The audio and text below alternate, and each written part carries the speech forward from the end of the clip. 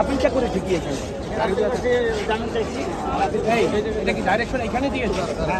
ও বলতেছে আবার আমরা তারপর আমি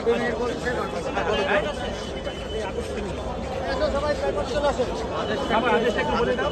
আদেশ হচ্ছে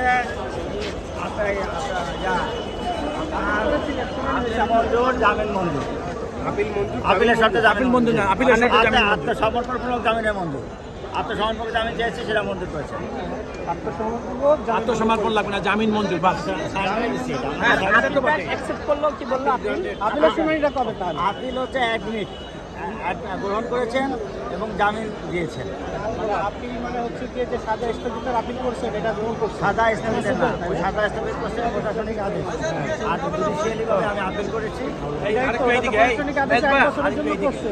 বাট আপনারা হচ্ছে গিয়ে এই মামলা থেকে খালাস চান না। খালাস তো চান। এই তো আপনি খালাস চান।